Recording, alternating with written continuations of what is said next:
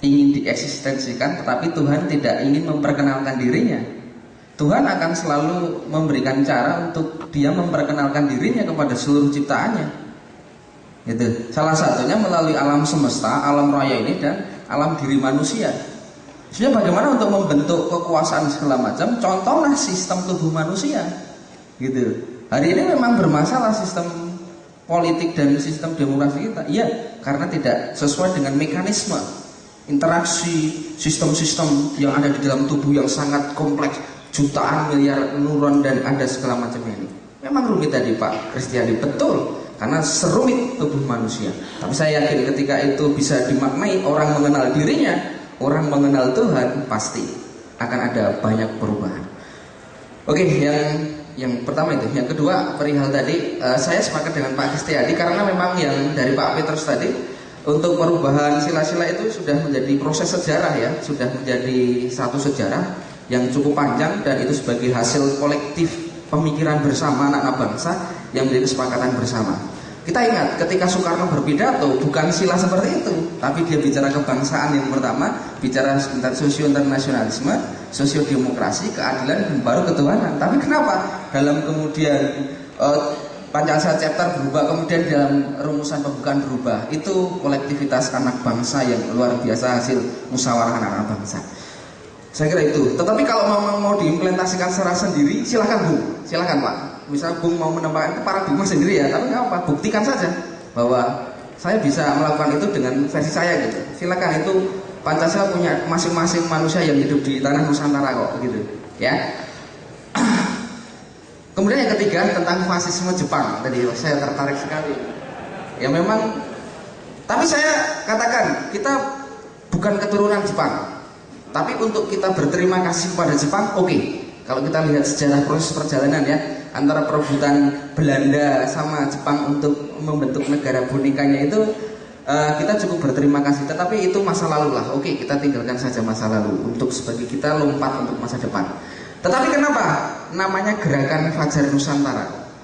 Gerakan sesuatu yang moving forward, satu yang bergerak. Orang yang tidak bergerak mati, orang yang tidak bergerak di air tidak renang mati. Kita membutuhkan sebuah gerakan. Kalau kita hanya berdiam diri, ketap, itu bermasalah nanti. Harus ada sesuatu yang bergerak.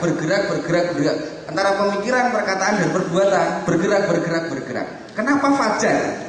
Tadi saya menyatakan, dalam hidup ini ada satu daur kosmologi alam semesta, siklus peradaban. Ada siang malam, kalau gampangnya, ada siang, ada malam. Ada kalanya sesuatu itu gelap, sesuatu tidak bisa dilihat gelap karena apa? Tidak bisa membedakan, hukum tidak berjalan. Tapi ada kalanya itu terang.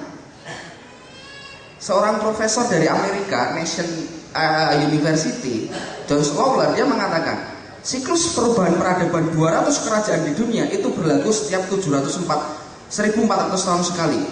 Perubahan antara peradaban monolitik dan perbedaan peradaban fragmentari. Jadi perbedaan monolitik itu suatu kegiatan keperadaban yang mengatasnamakan ketuhanan yang Maha Esa, Rahman Rahim, kondisi siang, kemudian kondisi malam, fragmentari, berpecah-pecah gitu. Ada Cina, US, semua dulu sudah ada itu. 15 tahun yang lalu Atlantis, jangan-jangan kemudian manusia Pithecanthropus erectus 1,5 juta lalu sudah ada peradaban. Itu siklus berulang, itulah hukum penciptaan Tuhan gitu. Nah, maka dari itu kenapa kok fajar? Nah, kami melihat tanda itu. Kami hanya orang-orang yang melihat tanda-tanda alam. Malam tidak selamanya malam. Kalau kita tarik ukur dari abad ke-600 zaman siang itu, sudah masa zaman kegelapan hari ini. Tetapi kan gelap tidak selamanya gelap, malam tidak selamanya malam. Perubahan proses dari malam itu menuju ke fajar. Fajar itu sudah ada cahaya, makanya jangan heran ketika banyak koruptor hari ini tertangkap. Kenapa? Karena sudah ada sedikit cahaya dari Tuhan. Berbeda dengan dulu, karena masih gelap masih bisa sembunyi-sembunyi gitu loh. Karena sudah ada cahaya, mau ngumpet di mana lagi? Nggak bisa, Bung, karena ini Tuhan juga sedang bekerja gitu. Nah, itu kaitannya dengan Nusantara, karena kita hidup di Nusantara, sehingga kita mencoba mensinergikan diri dengan apa kemauan alam semesta, kemauan dari Tuhan, kehendak dari Tuhan, melalui bumi Nusantara ini. Terkait dengan kenapa kok matahari logonya, kenapa kok munculnya juga dari timur. Kita menjadi saksi bahwa setiap kita itu bangun tidur, matahari muncul dari timur gitu. Kenapa kok matahari gitu yang teman-teman ambil? Kami hanya ingin menjadi seperti matahari, selalu memberi, tak harap kembali. Demikian.